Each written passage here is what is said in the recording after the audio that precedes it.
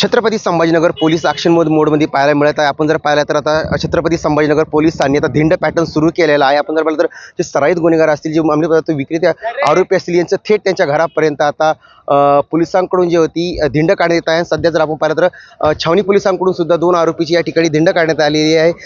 जे अंमली पदार्थ विक्रेते जे होते अशा पद्धतीने विक्री करत असताना ह्या पोलिसांनी पकडले. त्यानंतर आपण जर पाहिलं तर छावणी पोलिसांकडून आता छत्रपती संभाजीनगर शहरातील चांदमारी परिसर आहे, या परिसरात सुद्धा त्या या ठिकाणी धिंड काढण्यात आलेली आहे. तर सर, ही धिंड जी काढण्यात आलेली आहे कशा पद्धतीने, ही आरोपी सराईत गुन्हेगार आहेत का, काही रॅकेट मोठे आहे का, याच्यामध्ये कोणती कारवाई करण्यात आली आहे?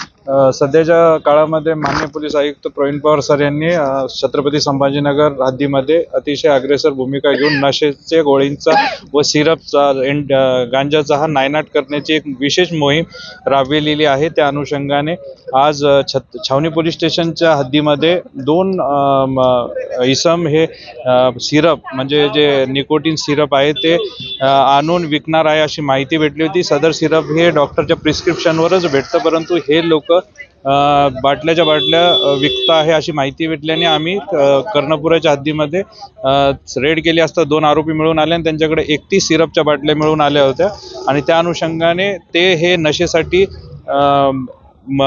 काही मुलींना या इतर यांना अशी माहिती होती. त्या अनुषंगाने आम्ही सदर लोकांवर रेड केलेली आहे आणि आम्ही त्यांना पकडलेलं आहे. सदर आरोपींवर छावणी पोलीस स्टेशनच्या हद्दीमध्ये गुन्हा दाखल करण्यात आला आहे आणि 2 आरोपींना 3 दिवसाचा PCR भेटलेला आहे. सर, ही जी आरोपी जे आहेत हे पदार्थ विकत असताना हे नेमकं कोणत्या वर्गाला टार्गेट करत असतात किंवा कोणत्या वर्गात टार्गेट करून हे त्याला हे करतात? सदर आरोपी असं टार्गेट नाही, त्यांच्याकडे कस्टमर ते शोधातच असतात आणि लोकांना आमिष दाखवतात की हे नशेचे पदार्थ आहे आणि ह्यांनी काही त्रास होणार नाही पुढे जाऊन, आणि त्या अनुषंगाने हे असे बटन असो या औषध असो हे विकतात आणि हे बॉटलच्या बॉटल पिल्याने नशा चढतो हे इतरांना सांगतात. त्या अनुषंगाने आम्ही आज त्यांच्या घराच्या इथे ज्या ठिकाणी हे विकतात त्या ठिकाणी आम्ही भेट दिली. त्या ठिकाणी आम्ही सर्वांच्या लोकेशन जे आहे, कारण काय असतं की गुन्हा दाखल झाल्यानंतर हे बाहेरच्या बाहेर अटक होती,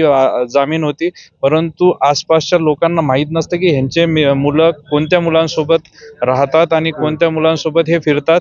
आणि हे असे लोक हे स्लीपर सेल सारखे सदर हद्दीमध्ये राहतात आणि असे धंदे चालू ठेवतात. तर त्या अनुषंगानं ज्या ठिकाणी हे विक्री करतात त्या ठिकाणी ह्या लोकांना पण ह्याची जाणीव पाहिजे की सदर मुलं हे कोणत्या प्रकारचे धंदे करतात आणि जेणेकरून इतर त्यांचे पालक असतात, त्यांचे पाल्य असतात, त्यांना ह्यांच्यासोबत राहून न देता ह्यांच्यावर काळजी करून लक्ष ठेवून ह्यांना आपल्या मुलांना ह्यांच्यापासून वाचवावं या अनुषंगाने त्या ठिकाणी आम्ही एक पडताळणी पंचनामा केलेला आहे, जेणेकरून त्या हद्दीमध्ये सर्वांना याची माहिती पाहिजे की सदर इस्मांना कोणत्या गुन्ह्याअंतर्गत अटक करण्यात आली आहे. 2 जे आरोपी ताब्यात घेण्यात आले सराईत म्हणजे हे गुन्हेगारी पार्श्वभूमीचे का कशा पद्धतीचे? गुन्हेगारी पार्श्वभूमीचे आहे. सदर एक अंधा फिरोज म्हणून आहे, त्याच्यावर यापूर्वीचे गुन्हे दाखल आहे आणि दुसरा आरोपीवर पण गुन्हे दाखल आहे NDPS कायद्याअंतर्गत. हे वारंवार असेच प्रकारचे धंदे करत असतात.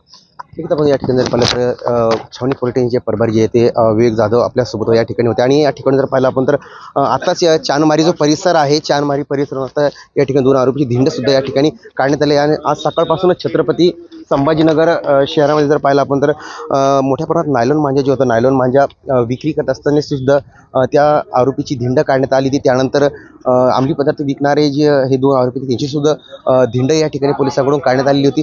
आणि अशा पद्धतीनं जे पाहिलं आपण तर छत्रपती संभाजीनगरमध्ये पोलिसांचा जो आहे धिंड पॅटर्न सध्या चर्चेमध्ये पाहायला सध्या मिळत आहे. मात्र धिंड पॅटर्न नंतर तरी या आरोपीला वच्च बसेल का आणि ही गुन्हेगारी जी आहे ही थांबेल का, हे देखील पाहण्याचं तेवढं महत्त्वाचं ठरणार आहे. story.com साठी मी देवराज, छत्रपती संभाजीनगर.